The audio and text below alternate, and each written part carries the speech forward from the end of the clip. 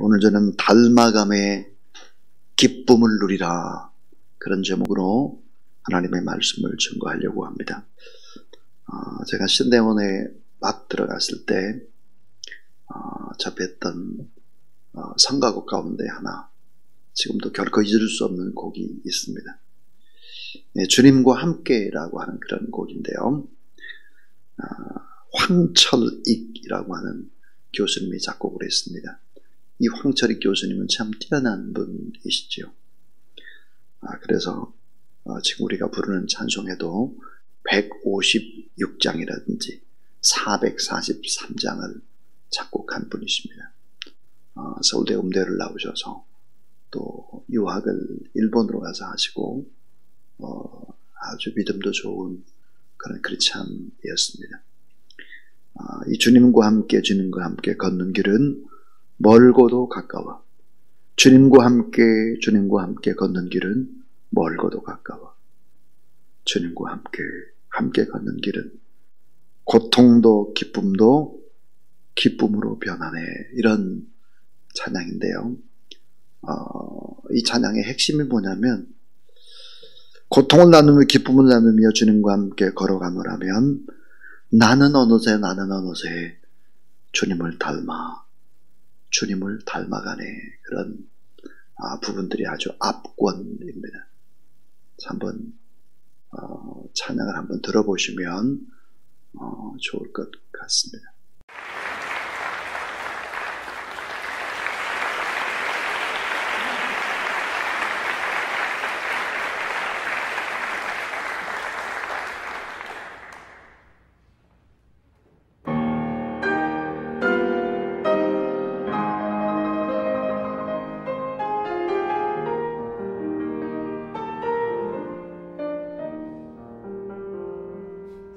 주님과 함께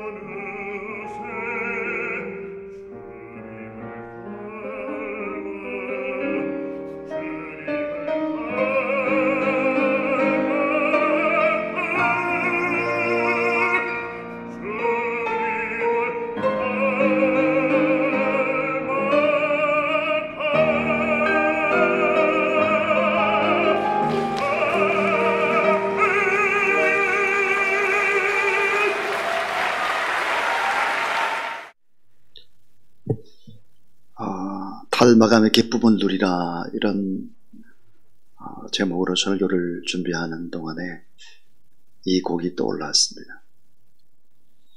주님과 함께 걷는 길은 멀고도 가까워 고통을 나누며 기쁨을 나누며 주님과 함께 걸어가노라면 나는 어느새 주님을 닮아가네. 자, 그리스도인들이 예수 그리스도를 닮아가는 것은 너무나 당연한 것입니다. 자, 우리가 예수 그리스도를 닮아갈 때 우리 하나님이 기뻐하시고, 또한 우리 자신도 내가 그리스도인이라고 하는 거룩한 그런 자부심과, 또 더 나아가 세상 사람들은 우리의 예수 닮은 모습을 보면서 기뻐하게 될 것입니다. 세상 사람들은 우리 그리스도인들에게 주문을 합니다. 제발 예수님을 닮아가봐. 제발 예수님처럼 살아가봐. 오죽하면 이런 얘기를 합니다. 예수님은 좋은데 교회 다니는 사람들은 싫어. 이런 이야기를 하는 것입니다. 자, 우리가 예수님을 너무도 닮지 않았다라고 하는 반증일 것입니다. 물론 억울함이 있습니다.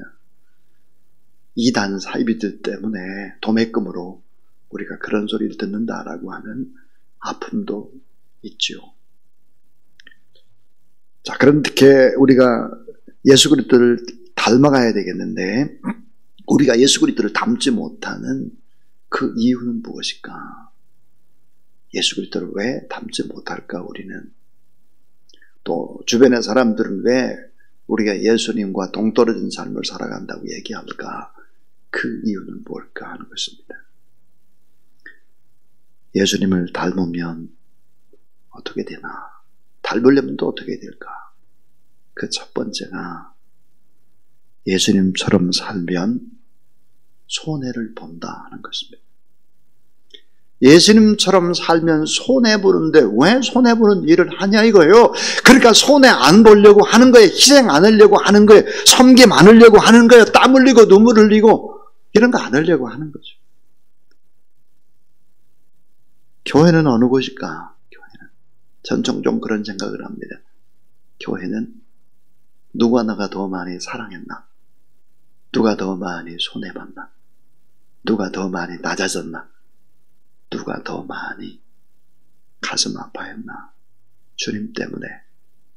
이런 것을 얘기하는 곳이 교회죠, 교회. 중국 선교사님이 쓰신 글에 자기가 중국에서 선교할 때 택시를 타면 외국인 줄 알고, 이 외국인인 줄 알고 어떻게 하느냐?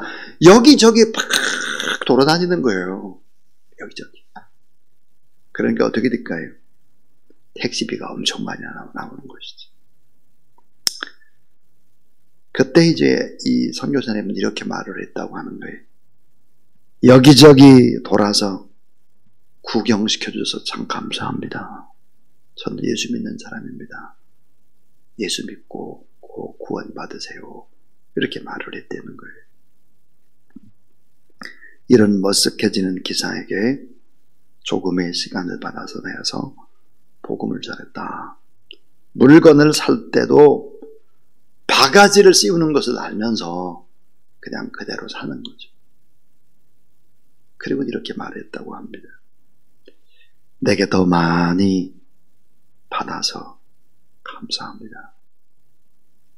저한테 많이 받아서 감사합니다. 그러면서 미안해하면 복음을 전할 시간들을 얻는다는 거예요. 그래서 저는 예수를 믿는 사람입니다. 꼭 구원 받으시기를 축복합니다. 사랑하는 여러분, 이것은 사실은 어때요? 손해가 아니죠. 더 큰 영혼을 얻기 때문에 그런 것입니다. 그래서 두 번째로 우리가 생각해 볼 수 있는 것이 뭘까 그러면, 자, 손해보는 것은 거룩한 투자다 하는 것입니다. 예수님 때문에 손해본 것은 거룩한 투자, 하나님의 나라에 투자하는 거예요. 사도 바울이 고린도서 10장 33절에서 이렇게 말합니다. 내 자신의 유익을 구하지 말고 많은 사람들의 유익을 구해라. 그래서 그들로 구원을 받게 하라 그랬어요. 우리가 손해보는 것은 손해보는 것이 아니에요. 예수 그리스도 때문에 받는 손해라고 하는 것은 오히려 투자다. 무슨 투자? 구원받기 위한 거룩한 투자다 하는 것입니다. 사도 바울도 종종 그런 이야기를 했죠.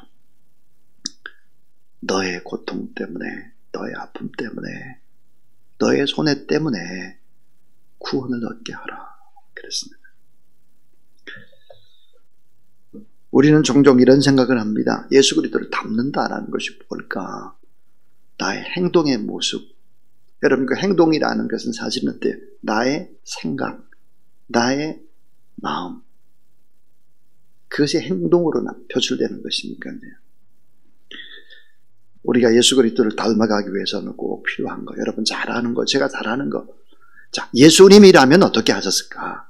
이런 생각을 하면 답이 내올 때가 참 많죠.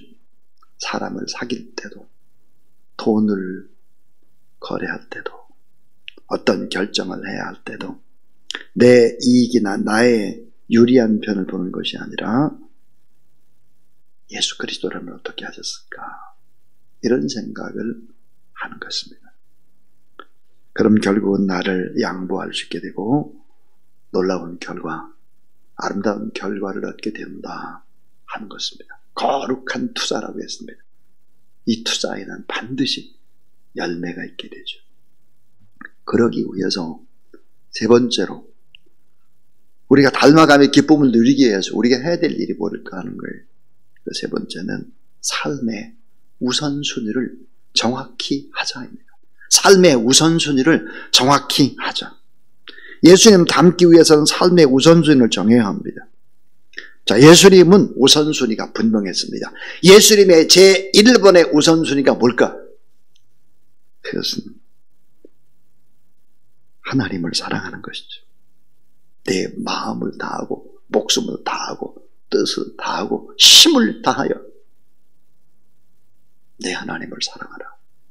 1번의 우선순위, 1번의 우선순위. 2번의 우선순위, 여러분은 잘 알잖아요. 이웃 사랑을 제 2번 순위로 생각했습니다. 내 이웃을 내 자신과 같이 사랑하라 하신 것이라. 이보다 더 큰 계명은 없느니라 그랬습니다. 예수님께서 자기 자신의 유익을 위해서 행동하신 적이 단 한 번도 기록되어 있지 않습니다. 저마다 다 이웃들을 바라볼 때 긍휼과 불쌍히 여기는 마음과 민망히 여기는 마음을 가지신 것이죠.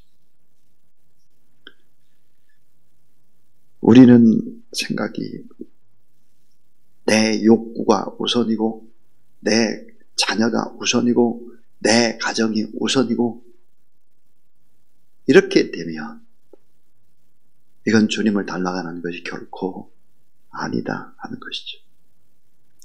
주님은 이렇게 말씀을 하셨습니다. 또 삶의 우선순위에서 아주 중요한 얘기 하셨어요. 마태복음 5장, 6장 산상수훈인데 산상수훈의 결론과 같은 말씀을 이렇게 하셨습니다. 마태복음 6장 33절이죠. 그런즉 너희는 먼저 그의 나라와 그의 의를 구하라. 그리하면 이 모든 것을 너에게 더하시리라 그랬습니다. 자, 그의 나라와 그의 의를 구하라는 거예요. 하나님을 사랑하고 하나님의 나라를 먼저 구하라는 거예요. 그럼 이 땅에서 우리가 살아가는 먹고 입고 자고 이런 자녀 문제 이런 문제 다 하나님이 알아서 하신다는 것인데 1번 1순위와 2번 2순위가 뒤바뀌는 현상들이 일어나게 되면 우리 예수 그리스도를 닮아가기가 어렵게 되는 것이죠.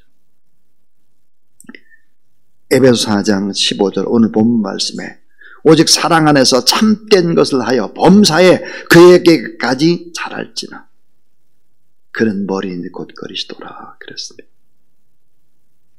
오직 사랑 안에서 참된 것을 하여 범사에 그에게까지 자라가라. 우리의 목표가 뭐예요? 예수 그리스도까지 자라가는, 닮아가는 것입니다. 근데 고린도서 11장 1절에서 사도 바울은 이런 말씀을 하고 있습니다. 여러분 따라하세요. 내가 그리스도를 본받은 자 된 것 같이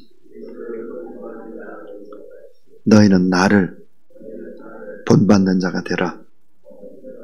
예. 내가 그리스도를 본받았다. 너희는 나를 본받는 자가 되라.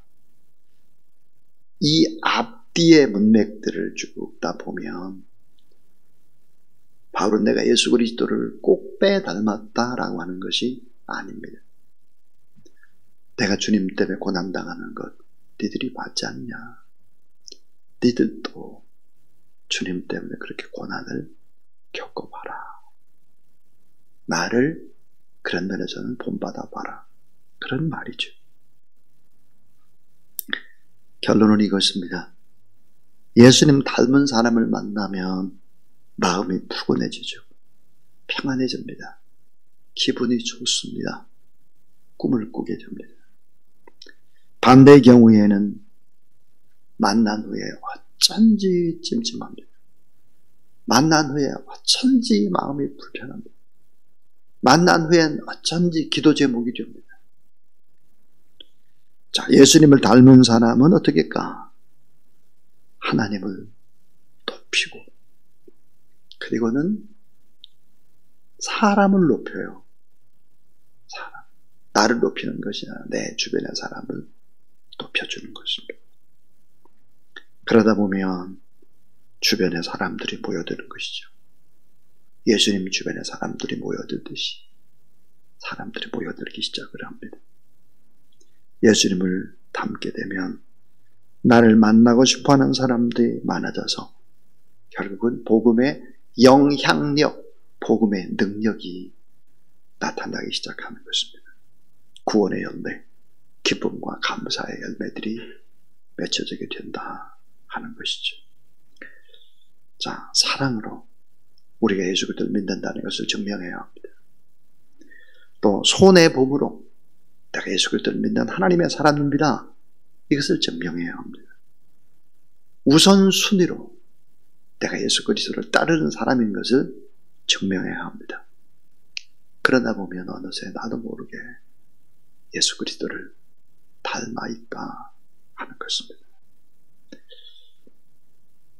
우리가 아까 서두에서 주님과 함께 걷는 길을 멀고도 가까워 고통을 나누며 기쁨을 나누며 주님과 함께 걸어가노라면 나는 어느새 주님을 닮아가